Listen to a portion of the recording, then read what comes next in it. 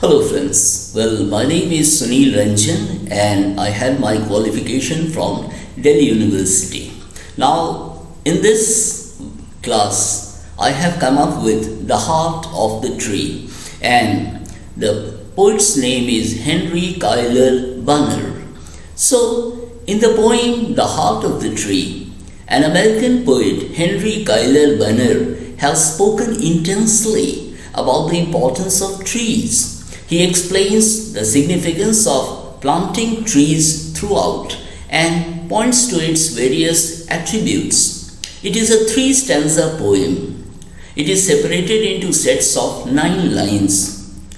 Industrialization made life easier for mankind, but it disturbed nature. American poet Henry Cuyler Bunner felt it very deeply.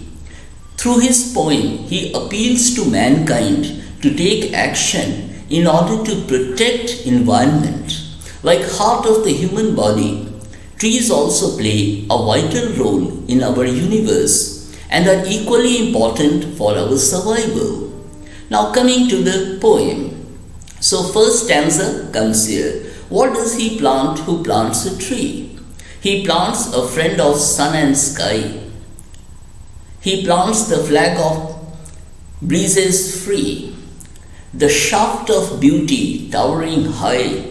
He plants a home to heaven and I, for song and mother croon of bird, in hushed and happy twilight heard, the treble of heaven's harmony. These things he plants who plants a tree. Now the explanation part of the first stanza comes here. The first line, what does he plant who plants a tree, is the heart of the poem.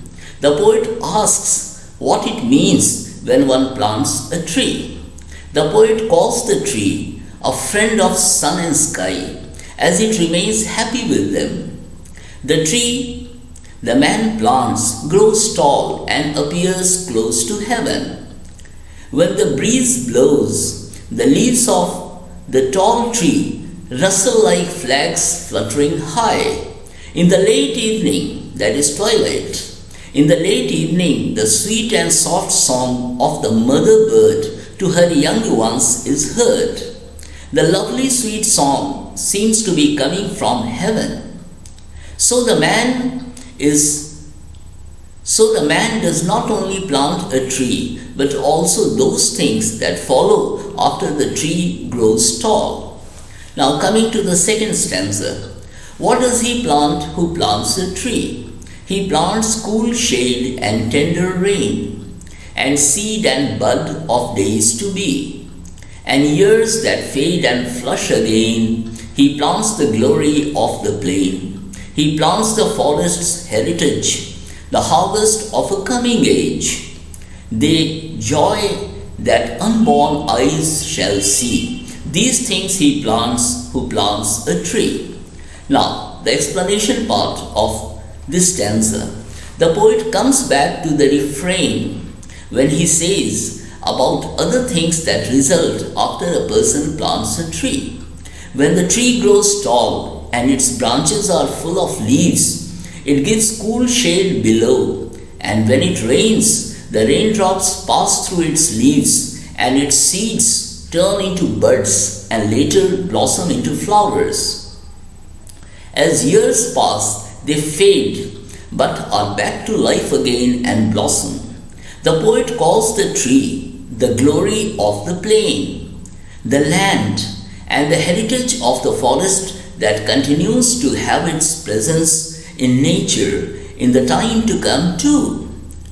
Not only with open eyes, but one could also feel the beauty and joy coming from all those things that follow the planting of a tree.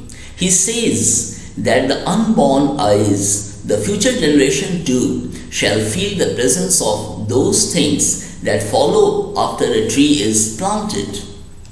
Now coming to the next stanza. What does he plant who plants a tree? The same line again. What does he plant who plants a tree? He plants in sap and leaf and wool, in love of home and loyalty, and far cast thought of civic good. His blessings on the neighborhood, who in the hollow of his hand holds all the growth of our land. A nation's growth from sea to sea stirs in his heart who plants a tree. Now the explanation part. The poet moves further by beginning with the refrain. He uses the refrain to reinforce the effect after a tree is planted. Because of his love for land and nature, he firmly believes in planting trees to make the environment safer for the world. Sap, leaf, and roots are the parts of the tree after a plant has grown into a tree. He says that by planting a tree, one does something good, keeping in mind the well-being of not only one's neighbor, but also something good for the whole society. The capitalization of H points to something divine done by man in order to see the well-being of all across the world. Nations across the seas can grow only when the environment is safe. Thus, the poem gives a message to care for the environment. Every time the poet asks the question, what does he plant who plants a tree? He proceeds to list the several benefits that result from planting a tree. Through his poem, the poet speaks of the need to plant trees in order to have the environment safe for all. So the poet is all praise for the person who plants a tree, nurturing in his heart the well-being of all across the world. So here I come to the end of the explanation of the poem. And friends, if you have subscribed to my channel, fine. If you haven't, and if you choose to subscribe, then you'll be getting all the notifications as you already know, and you'll be scoring high marks in your examination. Thank you.